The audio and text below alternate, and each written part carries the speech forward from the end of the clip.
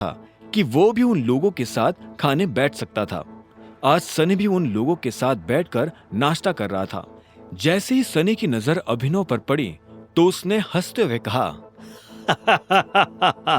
अरे देखो जरा, जीजाजी आ गए। अभिनव सनी को वहां देखकर हैरान हो गया। उसने अपने आप को संभाला और डाइनिंग टेबल के पास आकर बोला, गुड मॉर्निंग एवरीवन। मॉर्निंग, सभी ने बड़बड़ाते हुए कहा।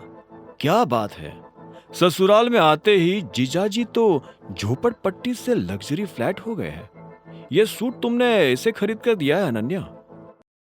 जब हम खाने के लिए बैठे हो तो किस तरह की और किस तरह से बात करते हैं इसका तुम्हें अंदाजा नहीं? अनन्या, वो गलत क्या कह रहा है? इतने में शर्मिला ने बीच में आते हुए कहा। वो चाहती थी कि सनी अभिनव का और ज्यादा मजाक उड़ाए, लेकिन इससे पहले कि सनी कुछ कह पाता, अनन्या ने कहा, यह कोई बात नहीं होती मम्मा, इसने बहुत गलत बात की है। मैंने अभिनव को कोई सूट नहीं दिलाया है। मैं क्यों इसे सूट दिलाने लगी? वो खुद काम कर रहा है, खुद कमा रहा है। अच्छा, तो चलो बताओ कि तुम कितना कमा लेते हो? इससे पहले कि अभिनव उसकी बात का कोई जवाब देता, अनन्या ने अभिनव की तरफ देखते हुए कहा, तुम्हें सब में पढ़ने की जरूरत नहीं है अभिनव। दादाजी, हमें काम पर जाने के लिए देर हो रही है, चलते हैं। हमें? अभिनव ने हैरान होते हुए कहा और अनन्या को देखने लगा। अनन्या ने भी अभिनव को देखा और हाँ में सिर हिलाते हुए बोली, चलो। उसकी आवाज सुनकर लग रहा था कि वो काफी जल्दी में है। ऐसे में अभिनव भी अपनी जगह से खड़ा हुआ और अनन्या के पीछे निकल पड़ा। जैसे ही वो दोनों घर से बाहर आए तो इतने में अनन्या बीच में रुकी और बोली, मैंने तुम्हें बचाया है, इसलिए तुम्हें मुझे थैंक यू बोलने की जरूरत नहीं है। असल में मैंने तुम्हें नहीं, अपने आप को बचाया है। चलो मेरे साथ मेरी गाड़ी में आ जाओ, मैं तुम्हें छोड़ दूंगी। लेकिन अगर तुम मुझे ऑफिस तक छोड़ने जाओगी तो तुम्हें मुझे शाम को लेने भी आना पड़ेगा। यह सुनते ही अनन्या ने एक पल के लिए अभिनव को देखा और बोली, ठीक है। यह सुनते ही अभिनव अनन्या की गाड़ी में बैठ गया और दोनों ऑफिस जाने के लिए रवाना हो गए। रोज के मुकाबले आज अभिनव भले ही जल्दी ऑफिस आ गया था, लेकिन उसकी पीठ पीछे उसके बारे में जो बातें होती थी वो आज भी थमने का नाम नहीं ले रही थी।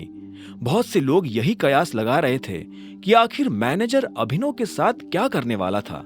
अभिनव लिफ्ट के पास आकर खड़ा हो गया था, जो कि पहले से भरी हुई थी। इससे पहले कि लिफ्ट का दरवाजा बंद होता और वो ऊपर जाती, अभिनव उसमें चढ़ चुका था। जैसे वो अंदर आया तो इतने में उसके पीछे से किसी ने फुसफुसाते हुए कहा, देख रहे हो इसकी बहादुरी? गुड मॉर्निंग अभिनव जी, कैसा रहा कल आपका दिन? इतने में अभिनव को जैनी की आवाज सुनाई दी। वो भी लिफ्ट में अभिनव के साथ थी और उसे देखकर मुस्कुरा रही थी। अभिनव ने उसे देखा और बोला, बहुत बढ़िया, तुम्हारा दिन कैसा था? मेरा भी बढ़िया था, जैनी ने कहा और मुस्कुराने लगी। कुछ देर के बाद लिफ्ट का दरवाजा खुला और अभिनव लिफ्ट से बाहर निकलकर अपने कैबिन की तरफ बढ़ने लगा। इससे पहले कि वो अपनी कुर्सी पर जाकर बैठ पाता, उसका फोन बजने लगा था। उसे समझ नहीं आ रहा था कि इतने सुबह सुबह उसे कौन फोन कर रहा था। उसने फोन उठाया और बोला, हेलो, गुड मॉर्निंग, मैं एके प्राइवेट लिमिटेड का मैनेजर बात कर रहा हूँ। अभी के अभी मेरे ऑफिस में आ जाओ। उधर से एक आदमी ने भारी सी आवाज में कहा और बिना अभिनव का जवाब सुने फोन काट दिया। अभिनव ने भी फोन रखा और उठकर मैनेजर के कैबिन की तरफ बढ़ने लगा। वो मैनेजर के कैबिन के बाहर पहुंचा और दरवाजा धीरे से खटखटा दिया। दरवाजा खटखटाने के बाद उसने कहा, हेलो, मैं अभिनव गढ़वाल, और मैं। इससे पहले कि वो अपनी बात पूरी कर पाता, उधर से एक लड़की ने कहा, जो कहना है अंदर आकर कहो। अभिनव जब अंदर आया तो उसने देखा कि वहां एक लड़की खड़ी थी और वो और कोई नहीं बल्कि कामिनी थी। गुड मॉर्निंग, अभिनव ने मैनेजर से बहुत शालीनता के साथ कहा। मैनेजर ने उसे एक पल के लिए घूरते हुए देखा और आखिर में बोला, मुझे ये सब फॉर्मेलिटीज पसंद नहीं है, सीधा पॉइंट पर आता हूं। तुम्हें क्या लग रहा है हमने ये कंपनी मजाक करने के लिए खोली हुई है? मैं समझा नहीं, अभिनव ने अपनी पलक झपकाते हुए कहा। मैनेजर ने फिर से अभिनव को एक पल के लिए घूरा और बोला, अच्छा मैं अभी समझाता हूं। इतना कहते ही उसने अपनी टेबल के ड्रॉअर में हाथ डाला और उसमें से एक एनवलप बाहर निकालकर अभिनव की तरफ बढ़ा दिया। अभिनव ने एनवलप हाथ में लिया और उसे खोलकर देखने लगा। उसने देखा कि उसमें एक लेटर था।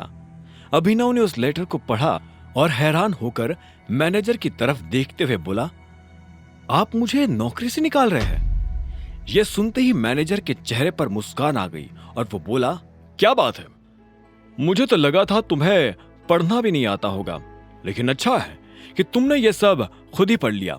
मैं अपने मुंह से नहीं कहना चाहता था, लेकिन तुम्हारी मनमानी हद से ज्यादा बढ़ गई थी, इसलिए मुझे तुम्हें निकालना पड़ रहा है। तुमने इसके बारे में अकरम को बताया? अभिनव ने कहा, उनका नाम अकरम नहीं है, अकरम सर है, और मुझे ऐसे छोटे मोटे डिसीजंस लेने के लिए उनसे नहीं पूछना पड़ता है। मैं इस कंपनी का मैनेजर हूं और इतनी पावर तो मेरे हाथ में भी है कि अगर कोई बंदा काम नहीं कर रहा हो तो मैं अपने से नीचे के उस बंदे को जब चाहूं तब फायर कर सकता हूं। यह सुनते ही अभिनव को हंसी आ गई, लेकिन उसने अपने आप को रोका और बोला, सीरियसली मैं काम नहीं कर रहा था। तुमने मुझे इसलिए फायर किया या कामिनी ने तुम्हें मेरे खिलाफ भड़काया इसलिए? तुम कहना क्या चाहते हो? मैं किसी के बहकावे में आने वालों में से नजर आता हूं? मैनेजर ने गुस्से में अपना हाथ टेबल पर पटकते हुए कहा। अभिनव ने उसे एक पल के लिए देखा और बोला, आप मैनेजर हो और मैनेजर को गुस्सा नहीं करना चाहिए, लेकिन आपने फिर भी गुस्सा किया क्योंकि मैंने सच कहा। मेरा सच आपको चुभा ना, तो फिर आपने ऐसा क्यों किया? आपसे जूनियर लड़की की बातों में आकर मुझे ये लेटर थमा रहे हो। आप इस लड़की को शायद नहीं जानते हो, लेकिन मैं इसे अच्छे से जानता हूं। इसने हमारे कॉलेज से लोगों को भड़काने और बेवकूफ बनाने में मास्टर्स किया है, और इससे पहले कि अभिनव आगे कुछ कह पाता, उसने देखा कि मैनेजर गुस्से में उसकी तरफ बढ़ रहा था। वो अभिनव पर हाथ उठाने वाला था, लेकिन इससे पहले कि उसका हाथ अभिनव के गाल पर पड़ता, अभिनव ने उसका हाथ बीच में ही पकड़ लिया था। ये देख मैनेजर और ज्यादा तमतमा गया था। उसने अपना हाथ छुड़वाने की कोशिश की, लेकिन अभिनव की गिरफ्त इतनी मजबूत थी कि मैनेजर की ताकत रत्ती भर का काम नहीं कर रही थी। आखिर में उसने चिल्लाते हुए कहा, छोड़ो मेरा हाथ। अपना हाथ संभाल कर रखते तो मुझे इसे पकड़ने की जरूरत ही नहीं पड़ती। You are fired, understand, get lost. Abhinav ने पहले मैनेजर को देखा और उसके बाद उसकी नजर उस लेटर पर पड़ी जो मैनेजर ने उसे दिया था। अभिनव ने तरीके से उस लेटर को फोल्ड किया, फिर से उसी लिफाफे में डाला और मैनेजर के मुंह पर मारते हुए बोला, मैं जा रहा हूं, तुम्हारी कंपनी तुम्हें को मुबारक, जड़ बुद्धि कही के। अभिनव ने एक कैब बुक की और गुड़गांव की सड़कों पर इधर से उधर घूमने लगा। साहब, ये तो बताओ कि जाना कहाँ है? जब ड्राइवर ने अभिनव से यह सवाल पूछा तो जवाब में अभिनव ने कहा, जहां जाना था वहीं से तो आ रहा हूं। मैं समझा नहीं। पता है, गाड़ी चलाते रहो। ड्राइवर कुछ देर तक इधर से उधर गाड़ी चला ही रहा था कि अचानक उसने बीच में गाड़ी रोक दी। उसने देखा कि सड़क के बीचों बीच एक बैरिकेड लगा हुआ था। उस बैरिकेड के आसपास कुछ लोग खड़े थे जो हर गाड़ी को मुड़ने का इशारा कर रहे थे। ड्राइवर ने यह नजारा देख एक गहरी सांस ली और बोला, सर, अब तो बता दीजिए कहाँ जाना है। अगर उस पार जाना हो तो मैं राइट लूं और नहीं तो यू टर्न। अभिनव ने उसकी बात का कोई जवाब नहीं दिया। उसकी नजर तो दूर खड़ी उस महंगी सी गाड़ी पर टिकी हुई थी जिसका दरवाजा एक आदमी ने पकड़ा हुआ था। उसमें से एक लंबा चौड़ा सा आदमी आंखों पर चश्मा लगाकर बाहर आया। उसने सूट पहना हुआ था। जैसे ही वो बाहर आया तो इतने में उसके गार्ड्स उसके आसपास आकर जमा हो गए। ये आदमी कौन है? अरे सर, आप इनको नहीं जानते? ये है दिग्पाल छिंगावत। टाइगर के बाद अगर पूरे गुड़गांव में किसी की तूती बोलती है तो वो इन्हीं की बोलती है। वो दिल से ये चाहता था कि उसे बस एक बार दिग्पाल से मिलने का मौका मिल जाए। आज उसे वो मौका मिल गया था। वो ये देखना चाहता था कि आखिर दिग्पाल दिखता कैसा है। ट्रिपोर, मैं यही उतर रहा हूं, अभिनव ने कहा और गाड़ी की पिछली सीट पर पैसे रखकर कैब से बाहर निकल गया। वो सीधा उस बिल्डिंग की तरफ बढ़ते जा रहा था जहां दिग्पाल गया था। इस बीच अभिनव के दिमाग में कई सारी बातें चल रही थी।